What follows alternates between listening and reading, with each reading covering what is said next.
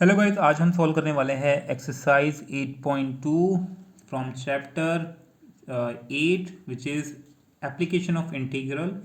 And ये है हमारा क्लास 12th मैथ से। सो एक्सरसाइज 8.2 गाइस, इसमें हम बेसिक यूजली फाइंड करेंगे एरिया बिटवीन कर्व्स, ठीक है। और 8.1 में भी हमने फाइंड किए थे ऐसे ही एरिया। तो अगर आपने सॉल्यूशन नहीं देखे हैं तो उसकी लिंक डिस्क्रिप्शन में, you can check it out. So हम बात करते हैं 8.2 की। तो 8.2 में गाइस बेसिकली हमें फाइंड करना होगा दो बीच कर्व्स के बीच में एरिया। तो मैंने थोड़ा समझाने के लिए आपको एक डायग्राम बनाया है विद फॉर्मूला, जिसे हम यूज़ करेंगे एक्सरसाइज में 8.2 में। सो यहाँ हमारे पास डायग्राम है, दो कर्व है हमारे पास जिसकी इक्वेशन है F X and G X, ठीक है। और जो बीच का एरिया होगा हमें ये फाइंड करना पड़ेगा, जो शेडेड एरिया है, ठीक है। सो जो एरिया होगा बेसिकली क्या होगा, हम कैसे फाइंड कर सकते हैं। इसके लिए हमें क्या करना होगा, जो आप हमारा फंक्शन होगा एफ एक्स, उसे माइनस कर देंगे जी एक्स के, और इसको इंटीग्रेशन कर देंगे with respect to D X, ठीक है। एंड डी एक्स से इंटीग्रेशन कर देंगे, और क्या नाम है, और क्या कह रहा था मैं, हाँ, और जो लोअर लिमिट होगी हमारी ए होगी और अपर लिमिट होगी हमारी बी होगी, ठीक है। जो इंटीग्रेशन करने पे जो भी आंसर आएगा हमारा, वही हमारा एरिया होगा इस रिक्वायर्ड शेडेड एरिया का, ठीक है। तो अब यहां हमारा आता है क्वेश्चन। तो क्वेश्चन है क्या, तो गाइस क्वेश्चन है हमारा कि find the area of circle 4x² plus 4y² is equal to 9 which is interior to the parabola x² is equal to 4y। यानी कि एक सर्कल है जिसकी इक्वेशन दे रखी है हमारी 4x² plus y² is equal to 9, और उसके अंदर हमारा एक पैराबोला है।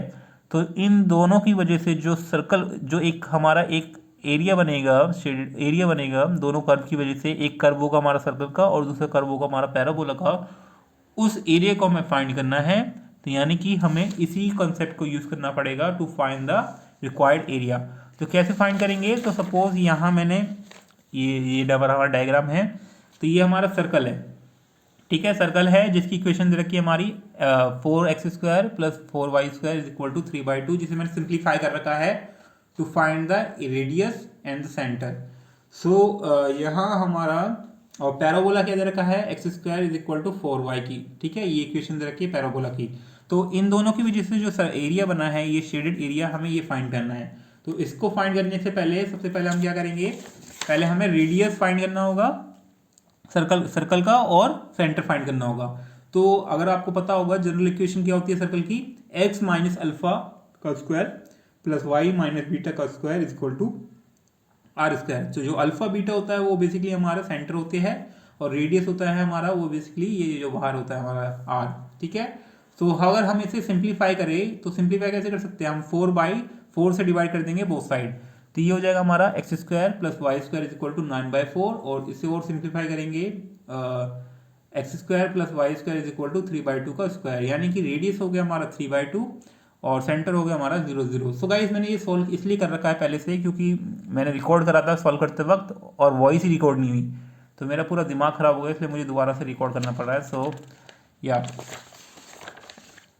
सो अब क्या करना है, दूसरा स्टेप क्या है आपको, जो ये पॉइंट ऑफ इंटरसेक्शन है, ये आपको फाइंड करने होंगे। तो पॉइंट ऑफ इंटरसेक्शन कैसे फाइंड करेंगे, जो इक्वेशन दे रखी है x² is equal to 4y और x² प्लस y² को 3/2 का स्क्वायर, इन दोनों को हमें यूज करके पॉइंट ऑफ इंटरसेक्शन फाइंड करना होगा। वो बेसिकली क्या होंगे हमारे x और y की वैल्यू। तो कैसे फाइंड करेंगे, तो ये सपोज दे रखा हमारा x² is equal to 4y। तो यहाँ से हम क्या करेंगे, इस x² is equal to 4y की x² की वैल्यू हम पुट कर देंगे इसमें सेंटर बोलो सर्कल की इक्वेशन में। तो अगर हम x² को रिप्लेस कर देते हैं 4y से, तो ये बन जाएगा, गेट इट। उसके बाद आपको करना क्या है, आपको y² को यहीं रखना है और 4y को यहीं रखना है, और इसे सॉल्व करना है। तो ये हो जाएगा हमारा 9/4। अब ये जो 9/4 है, लेट मी, हाँ या, सो जो ये हमारा 9/4 है, कहाँ है 9/4, इसमें से जो ये 4 है इसको हम लेफ्ट साइड भेज देंगे, तो ये हो जाएगा 16y 4y² is equal to 9। तो हम इसे क्वाड्रेटिक इक्वेशन बनाएंगे और उसके जीरोस फाइंड करेंगे।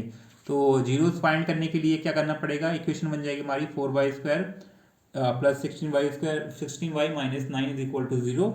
उसके बाद आपको करना क्या है, 4 को मल्टीप्लाई करना है 9 से, तो कितना आएगा 36। तो हमें ऐसे दो फैक्टर्स नंबर फाइंड करने हैं जिसे मल्टीप्लाई करने पे तो 36 आए, लेकिन माइनस या एडिशन करने पे, सब्ट्रैक्ट या एडिशन करने पे हमारा 16 आ जाए। तो कौन से दो नंबर होंगे, 18 और 2 होंगे। तो 18 और 2 को अगर मल्टीप्लाई करते हैं तो 36 आ जाएगा और सब्ट्रैक्ट करने पे 16 आ जाएगा, यानी कि हमारे ये दो नंबर होंगे। अब क्या करना है आपको, इनमें से कॉमन लेना है, तो 2y कॉमन लेंगे तो बचेगा अंदर 2y प्लस 9। दूसरी तरफ कॉमन लेंगे -1, तो ये बचेगा हमारा 2y प्लस 9, ठीक है, और इज इक्वल टू 0। अब 2y प्लस 9 को कॉमन लेंगे तो ये बचेगा अंदर हमारा बच जाएगा 2y minus 1 and 2y plus 9। तो ये आपने करा हुआ है कि ये इतना ईजी स्टेप्स ही है। और उसके बाद हमारा y इज इक्वल टू हो जाएगा हमारा -9/2 और y इक्वल टू हो जाएगा हमारा हाफ। अंडरस्टूड।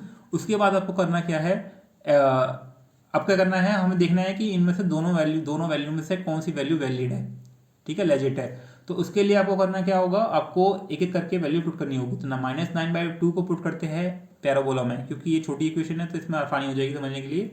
तो अगर हम y की वैल्यू की जगह पुट करते हैं 9/2, -9/2 ये हो जाएगा हमारा -18। तो गाइज अब यहाँ आपको ध्यान देने वाली बात ये है कि कभी भी एक्स स्क्वायर, कोई भी स्क्वायर, किसी भी नंबर को स्क्वायर करते हैं, रियल नंबर को स्क्वायर करते हैं, तो कभी भी नेगेटिव नहीं होगा। यानी कि जो ये नेगेटिव दे रखा है ये एग्जिस्ट नहीं करता है, ऐसा कोई नंबर है, मतलब ऐसी कोई इक्वेशन नहीं होगी कि मैथमेटिकल जो भी हमारे प्रिंसिपल्स है, लॉज है, उसे वायलेट करे। यानी कि ये वाला वायलेशन भी नहीं हो सकता। यानी कि कभी भी रियल नंबर को स्क्वायर करते हैं तो वो नेगेटिव नहीं हो सकता। यानी कि जो ये y इक्वल टू -9/2 है, ये वैल्यू एग्जिस्ट नहीं करती है। ध्यान समझने वाली बात है। उसके बाद आपको करना क्या है, y इक्वल टू 1/2 पुट करके देखना है, ठीक है। ये वाली पुट करके देख ली, ये पॉसिबल नहीं है, अब ये वाली पुट करके देखेंगे। तो अगर ये पुट करके देखते हैं तो X square is equal to 4 half, क्योंकि हमने y की जगह हाफ पुट कर दिया। तो ये हो जाएगा हमारा 2 से कट जाएगा ये, तो ये हो जाएगा हमारा सॉरी मेरा पेन का है या हाँ, तो ये इससे कट जाएगा, तो ये हो जाएगा 2 आ जाएगा यहाँ हमारा। एंड तो इसको एक्स स्क्वायर है ये इक्वल टू 2 हो जाएगा, तो एक्स इक्वल टू हो जाएगा +-√2, ठीक है। एक्स की वैल्यू फाइंड हो गई, वाई की वैल्यू फाइंड हो गई, यानी कि पॉइंट ऑफ इंटरसेक्शन हमें फाइंड हो गए। तो एक्स की वैल्यू हो गई हमारी लेफ्ट साइड में -√2 हाफ, और राइट साइड में हो गई हमारी √2 प्लस हाफ, ठीक है, +√2 एंड प्लस हाफ, ठीक है। So point of intersection find हो गई, यानी कि हमारा अपर लिमिट भी फाइंड हो जाएगी, अब लोअर लिमिट फाइंड हो जाएगी। अब करना क्या है आपको, सबसे पहले हमें फाइंड करना है एरिया OBM का। OBM का, तो जो OBM एरिया है, OBM एरिया है ये किसके बीच में, तो ये एरिया है कर्व के बीच में। कौन से कर्व के बीच में, पैराबोला के कर्व के बीच में एंड वाई एक्सिस के बीच में। अंडरस्टूड। यानी कि जो एरिया है हमारा ये किसके बीच में है, पैराबोला के बीच में है और वाई एक्सिस के बीच में है। सो इसमें क्या हो जाएगा हमारा, तो अगर मैं ये वाला पोर्शन लेता हूँ, ये हो जाएगा हमारा dy, ठीक है। और या तो कैसे होगा, इसे एरिया कैसे निकलेगा OBM का, तो मैंने क्या बताया, area between parabola and Y axis. तो यानी कि क्या हो जाएगा हमारा, x को इंटीग्रेट करेंगे विद रिस्पेक्ट टू dy, और लोअर लिमिट क्या होगी हमारी 0, लोअर लिमिट क्या होगी हमारी 0, और अपर लिमिट क्या होगी y की हाफ, ठीक है। सो ये हो जाएगा हमारा। अब क्या करना है आपको, क्योंकि गाइज x को हम इंटीग्रेट नहीं कर सकते विद रिस्पेक्ट टू dy, यानी कि x को हमें रिप्लेस करना होगा इन टर्म ऑफ y। तो उसे कैसे फाइंड करेंगे हम, पैराबोला की इक्वेशन से। तो यानी कि पैराबोला, क्योंकि हमने पैराबोला का क्योंकि हमारा जो एरिया है वो पैराबोला और वाई एक्सिस के बीच में है, इसलिए हम पैराबोला की इक्वेशन को यूज करेंगे। अंडरस्टूड। सो यानी कि ये हो जाएगा हमारा कहाँ थे, तो X square is equal to 4y हो जाएगा हमारा। सो एक्स की वैल्यू फाइंड करेंगे तो ये हो जाएगा हमारा √4y, तो 4 बाहर आ जाएगा क्योंकि 4 का स्क्वायर रूट होता है तो 2, तो अंदर बचेगा हमारा √y, यानी कि y2 एक्स की वैल्यू हो जाएगी हमारी 2y की पावर हाफ। अंडरस्टूड। तो उसके बाद हम जाएंगे, तो हम क्या करेंगे, अब एक्स की को रिप्लेस कर देंगे 2y हाफ से, ठीक है, और with respect to dy integrate करेंगे।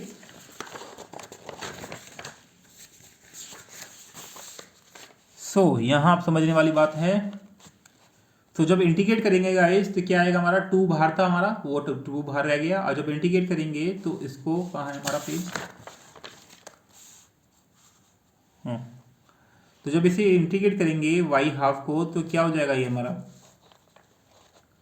हाँ दिख रहा है या,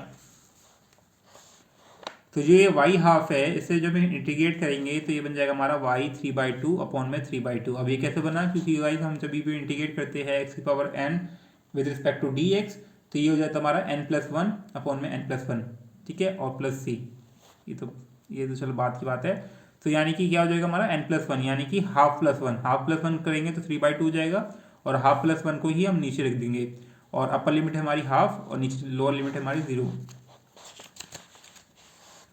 अब क्या करना है, हमें upper limit minus lower limit कर देना है, तो ये हो जाएगा हमारा y की जगह हाफ रख देंगे, तो ये हो जाएगा हाफ की पावर 3/2 माइनस 0, ठीक है, और उसके बाद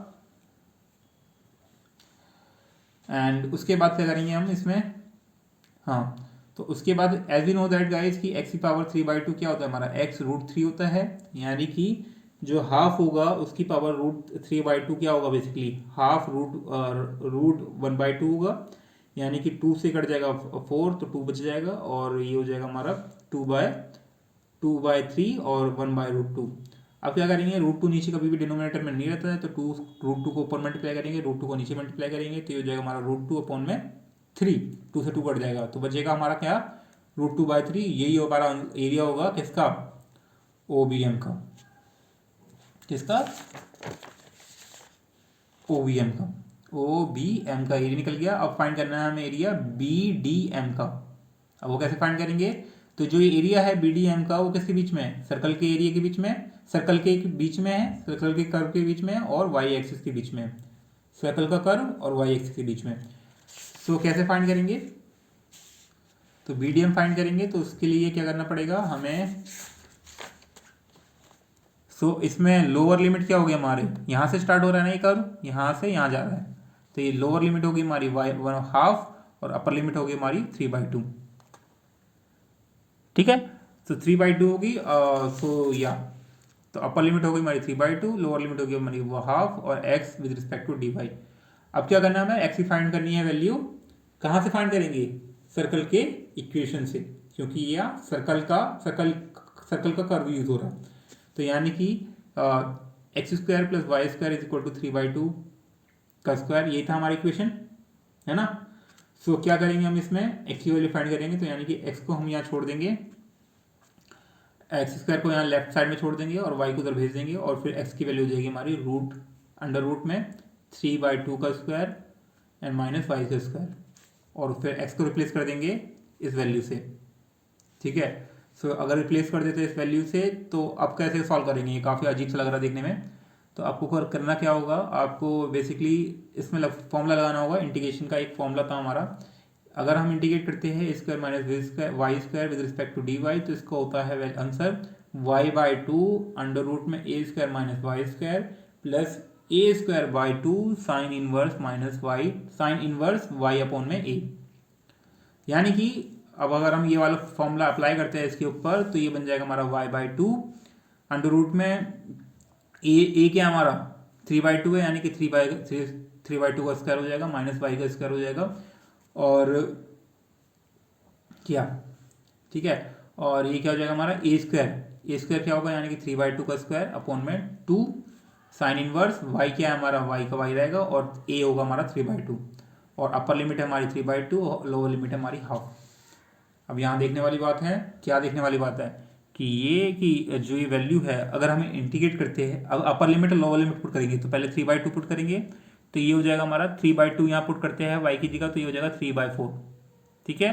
अंदर में क्या पुट करेंगे 3/2, तो 3/2 यहाँ पुट करते हैं, ये तो पहले ही पुट हो रखा है, y की जगह पुट करेंगे, तो 3/2 का स्क्वायर हो जाएगा ये, प्लस यहाँ पुट करने की जरूरत नहीं है, हम y की जगह पुट करेंगे ओनली, तो ये 3/2 हो जाएगा। अब करेंगे हाफ पुट करेंगे लोअर लिमिट, तो यानी कि अगर हम यहाँ पुट करते हैं हाफ, तो ये हो जाएगा हमारा 1/4, फिर पुट करेंगे यहाँ हाफ, तो ये हो जाएगा हमारा हाफ का स्क्वायर, अब पुट करेंगे हम यहाँ हाफ, तो ये हो जाएगा हमारा हाफ बाय 3/2 का स्क्वायर। अंडरस्टूड। अब इसको सॉल्व करेंगे और इसको सॉल्व करेंगे, तो मैंने समझाने के लिए इसे एक दूसरी का फॉर्मूला किया, सो गाइस यहाँ देखने वाली बात है। सो सबसे पहले यहाँ समझना ढंग से, क्या समझना है आपको। पहले 3/2² माइनस 3/2² ये हो जाएगा 0, तो 0 को मल्टीप्लाई करेंगे 3/4 से, फिर हो जाएगा हमारा ये क्या होगा, ये 9/4 मल्टीप्लाई 2 यानी कि 9/8। अंडरस्टूड। उसके बाद हो जाएगा हमारा 9 साइन इनवर्स 3/2 एंड 3/2 यानी कि क्या हो जाएगा हमारा 1, कैंसिल आउट हो जाएगा ये। और उसके बाद यहाँ आ जाता है हमारा दूसरा लोअर लिमिट -1/4 3/2 का स्क्वायर माइनस 1/2 का स्क्वायर यानी कि 9/4 माइनस 1/4 यानी कि 8/4। समझ में आया। प्लस ये हो जाएगा हमारा 9 का 3/2 का स्क्वायर यानी कि 9/4 मल्टीप्लाई 2 यानी कि ये हो जाएगा हमारा 9/8 साइन इनवर्स 1/3। एंड उसके बाद अब आपको करना क्या है, ये हो जाएगा हमारा 0। अब थोड़ा मैं से हटा सकता हूँ, ये हो जाएगा हमारा 0। कौन सा 0 हो जाएगा, ये हो जाएगा हमारा 0। ये बन जाएगा हमारा साइन 9/8 और साइन इनवर्स 1 यानी कि साइन में 1 कब होता है, कौन से डिग्री एंगल पे होता है, 90 पे। और 90 को हम रेडियन में क्या लिखेंगे, π/2। ठीक है, यानी कि π/2 हो जाएगा। साइन π/2 की वैल्यू होती है हमारी कितनी, 1 होती है, यानी कि यहाँ आ जाएगा हमारा π/2। और उसके बाद माइनस में, अब यहाँ देखो ये हो जाएगा हमारा 8/2 को डिवाइड करेंगे तो कितना आएगा, 2 आ जाएगा, तो ये हो जाएगा √2/4। और यहाँ हो जाएगा हमारा 9/8 साइन इनवर्स 1/3। अब क्या कर सकते हैं, अब इन दो आपस में दोनों को मल्टीप्लाई कर देंगे 9π/16, नीचे वाले को मल्टीप्लाई कर देंगे 16 हो जाएगा। और अब क्या करेंगे इसमें, अब क्या रह रहा है, सो ये है हमारा 4। ठीक है, सो √2/4 माइनस 9/8 साइन इनवर्स हाफ 1/3, तो ये हो गया एरिया, निकल गया हमारा स्क्वायर यूनिट। एरिया निकल गया हमारा किसका, BDM का। अब क्या होगा, इन दोनों एरिया को प्लस करके 2 से मल्टीप्लाई कर देंगे तो ये पूरा एरिया निकल जाएगा। समझ में आया। यानी कि जो एरिया होगा हमारा रिक्वायर्ड शेडेड एरिया, वो क्या होगा, इन दोनों को प्लस करके 2 से मल्टीप्लाई कर देंगे तो हमारा एरिया निकल जाएगा पूरा शेडेड एरिया। यानी कि जो एरिया होगा हमारा रिक्वायर्ड शेडेड एरिया, वो क्या है बेसिकली, वो क्या है हमारे बेसिकली AOBDA। ठीक है, और उसमें क्या करना, क्या होगा, हमें 2 से मल्टीप्लाई कर देना है OBD को। OBD क्या होगा हमारा, OBD यानी कि इस एरिया को मल्टीप्लाई कर देना है 2 से। सो यानी कि OBD क्या था हमारा, एरिया ऑफ OBM जो पहले निकाला था, फिर और एरिया ऑफ BDM जो अभी निकाला हमने। ठीक है, और दोनों को प्लस कर देंगे तो ये हो जाएगा हमारा √2/3 प्लस जो हमने पहले निकाला था, और दूसरा एरिया था हमारा ये वाला जो एरिया हमने निकाला अभी, इसको हमने यहाँ पुट कर दिया।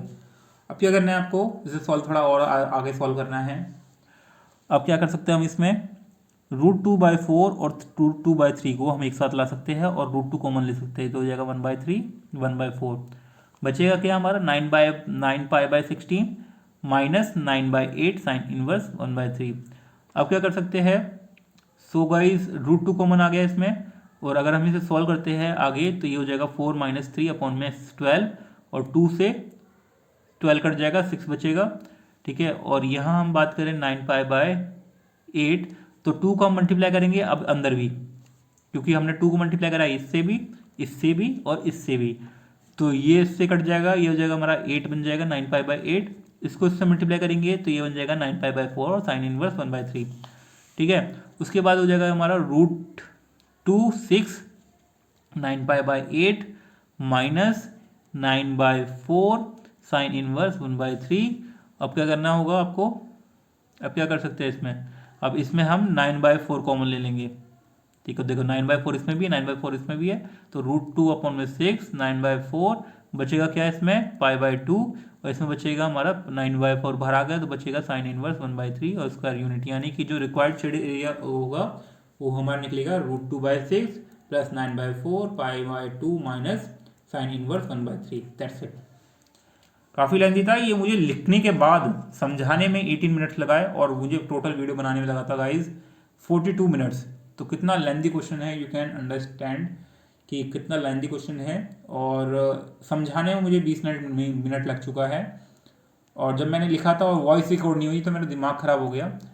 सो इसलिए मैं रिकॉर्ड नहीं कर पाया लिखते वक्त। So I hope you like it, thanks for watching. अगर आपने एक्सरसाइज 8.1 नहीं देखा है, you can find the link in the description, और 8.3 की भी लिंक का गाइड आपको मिल जाएगी। और अगर आपको कोई क्वेश्चन समझ में नहीं आता, यू कैन आस्क मी, क्योंकि क्वेश्चन काफ़ी लेंदी है। और अगर मैं वीडियो स्टार्ट कराना तो कम से कम 5-6 घंटे की वीडियो बनेगी इस एक्सरसाइज की, ऐसा लग रहा मुझे। लेकिन आगे का क्वेश्चन ज़्यादा लेंदी नहीं है, लेकिन फिर भी कुछ क्वेश्चन के लेंदी है। सो अगर आपको कोई दिक्कत आती है किसी भी क्वेश्चन में, यू कैन आस्क मी। तो टोटल क्वेश्चन कितने हैं इसमें? 7 क्वेश्चन है।